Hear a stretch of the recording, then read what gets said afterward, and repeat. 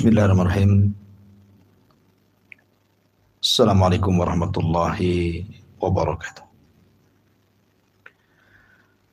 Alhamdulillah. Wassalatu wassalamu ala rasulillah wa ala alihi wa sahbihi wa mawalah.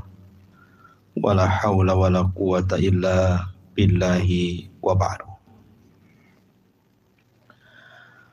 Alhamdulillah, di pagi hari ini Allah subhanahu wa ta'ala masih memberikan kesehatan kepada kita. Salawat dan salam kita hadiahkan kepada Rasul kita Nabi besar Muhammad sallallahu alaihi wa ala alihi wasallam. Pembahasan di pagi hari ini kita akan membahas bagaimana sabda Nabi sallallahu alaihi wasallam tentang orang yang tenggelam di lautan. Ma'asyiral muslimin yang dimuliakan Allah subhanahu wa ta'ala, kita tahu bahwa seseorang tidak mungkin diwafatkan kecuali sampai ajalnya. Dan ketentuan ajal itu sudah ditentukan oleh Allah subhanahu wa ta'ala di Lauhil Mahfuz. Apakah dia kelak akan meninggal karena dibunuh, atau kelak dia akan meninggal karena terbakar, atau boleh jadi dia meninggal di atas pembaringan, atau boleh jadi dia meninggal karena tenggelam. Yang jelas Allah subhanahu wa ta'ala berfirman, فَإِذَا جَاءَ أَجَلُهُمْ لَا يَسْتَأْخِرُونَ سَاعَةً وَلَا يَسْتَقْدِمُونَ.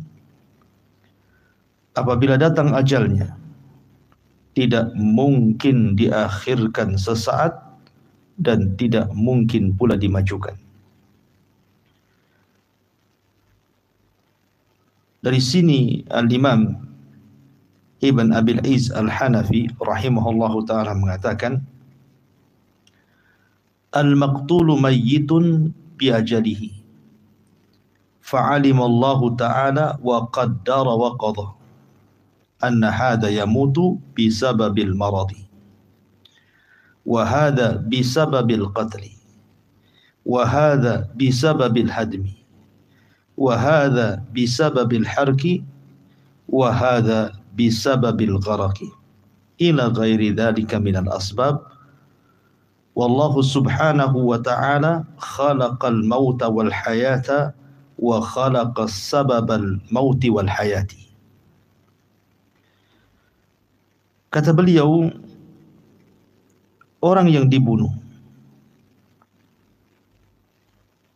mayyitun bi ajalihi, dia bisa meninggal karena ajalnya sudah sampai.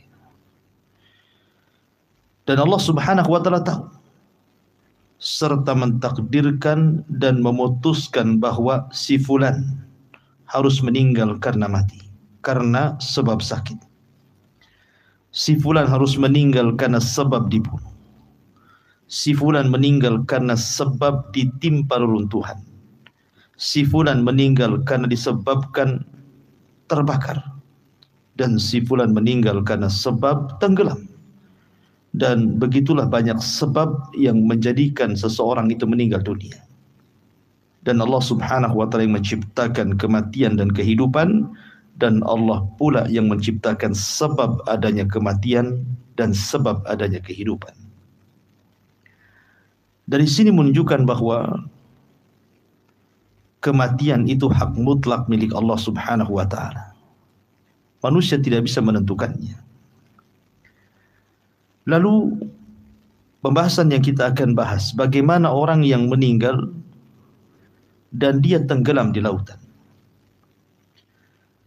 Ada sebuah hadis dari Abi Musa Al-Asy'ari radhiyallahu anhu. Seorang laki-laki datang kepada Nabi sallallahu alaihi wasallam. Kemudian bertanya tentang orang-orang yang meninggal dalam peperangan disebabkan mencari ghanimah, disebabkan karena ingin terkenal sebagai pendekar dan juga pahlawan, atau seseorang karena ingin mendapatkan tempat di sisi manusia. Apakah semua itu di jalan Allah Subhanahu wa taala? Maka Nabi sallallahu alaihi wasallam mengatakan, "Man qatala litakuna kalimatallahi hiyal ulya fahuwa fi sabilillah."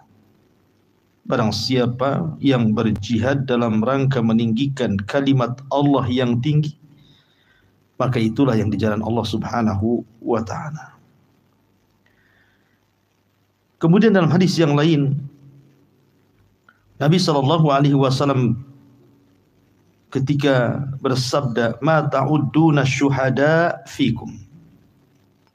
Qalu ya Rasulullah, "Man qutila fi sabilillah fa huwa syahid." Kata Nabi sallallahu alaihi wasallam, "Bagaimana pendapat kalian tentang jumlah orang yang mati syahid?" Maka para sahabat mengatakan, "Ya Rasulullah, orang yang mati syahid itu adalah orang yang berperang di jalan Allah Subhanahu wa taala." Itu saja. Maka Nabi sallallahu alaihi wasallam mengatakan, "Inna syuhada'a min ummati laqalil. Inna syuhada'a min ummati idzan laqalil."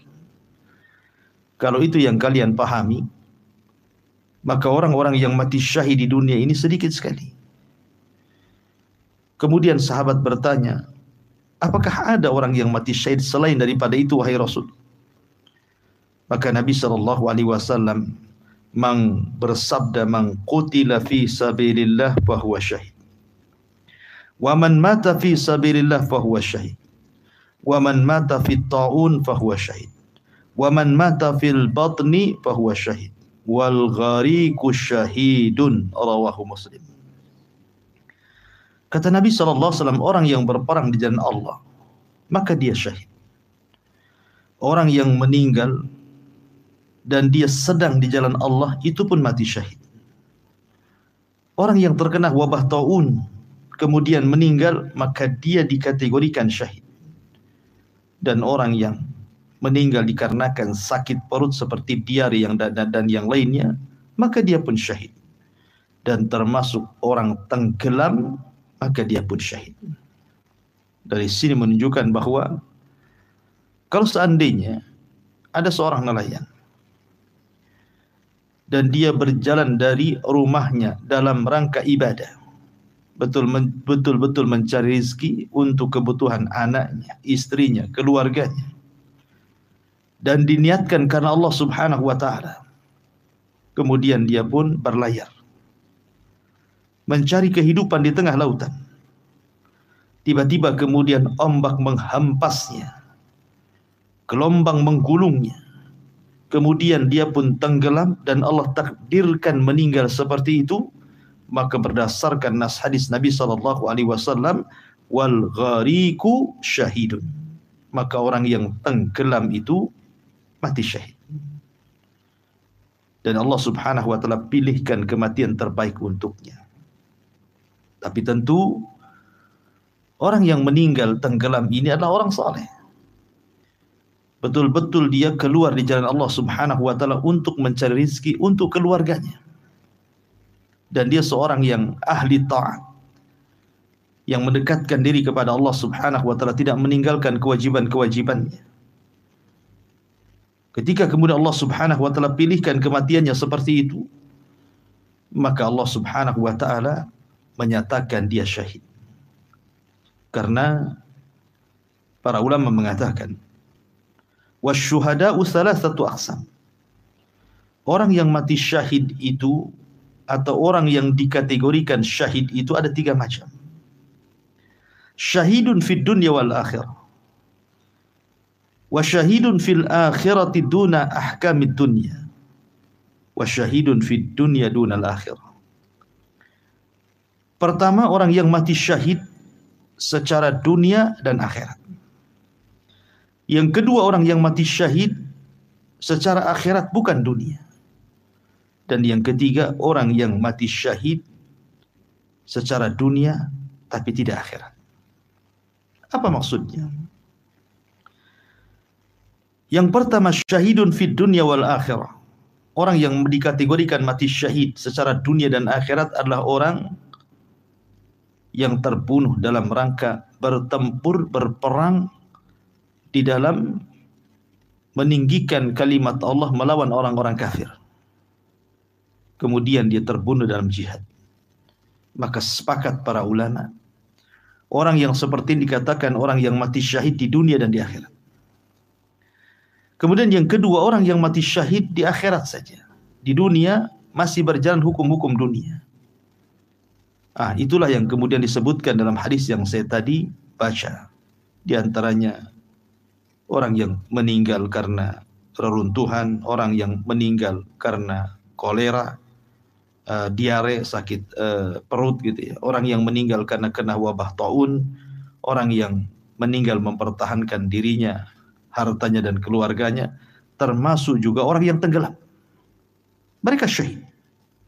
Tetapi hukum-hukum dunia tidak berlaku. Mereka tetap dimandikan. Kalau memang ditemukan jasadnya, tetap dikafankan dengan kafan yang syar'i, kemudian disolatkan dan dikuburkan di kuburan kaum muslimin. Berbeda dengan syahid di dunia dan akhirat. Mereka dikuburkan tanpa dimandikan. Darah-darah mereka akan menjadi saksi di hadapan Allah Subhanahu wa ta'ala. Tapi ada yang ketiga, orang yang mati syahid itu di dunia dianggap syahid, tapi di akhirat tidak dianggap syahid. Seperti orang yang ketika perang dia lari. Atau orang yang niatnya memang hanya mencari ghanimah, harta rampasan perang. Atau niatnya karena ingin kemudian dia dipanggil oleh manusia sebagai pahlawan. Dan begitu seterusnya. Tapi yang jelas bahwa kembali kepada pembahasan, orang yang meninggal karena tenggelam, dia dianggap mati syahid kalau orang yang tenggelam itu adalah orang saleh. Tapi kalau seandainya orang yang tenggelam ini tidak pernah salat, tidak pernah puasa wajib, dia boleh jadi mungkin orang yang ahli maksiat, tiba-tiba Allah Subhanahu wa ta'ala wafatkan dengan cara seperti itu, maka ini bukan syahid. Boleh jadi itu awal azab bagi dia. Oleh karena itulah maka ma'asyiral muslimin yang dimuliakan Allah Subhanahu wa ta'ala, kita hanya berdoa kepada Allah Subhanahu wa ta'ala seperti doanya Umar bin Khattab radhiyallahu an. Ya Rabb, kata Umar, wafatkan aku di negeri hijrah Nabi dalam kondisi syahid, mati syahid. Dan doanya Umar bin Khattab radhiyallahu an dikabulkan. Dia dibunuh oleh seorang majusi yang bernama Abu Lu'lu' al-Majusi. Orang yang tidak pernah sujud dan ruku walaupun satu kali kepada Allah. Orang majusi, orang kafir. Dialah yang membunuh Umar bin Khattab radhiyallahu an, dan Umar dianggap mati syahid.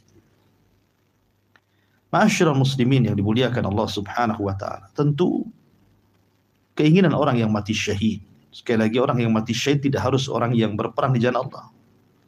Yang jelas Anda saleh atau Anda salihah, karena Allah Subhanahu wa ta'ala takdirkan Anda meninggal saat melahirkan, Anda meninggal karena tertimpa runtuhan, Anda meninggal karena tenggelam, karena terbakar, karena penyakit diare dan yang semacamnya, maka itu dianggap syahid.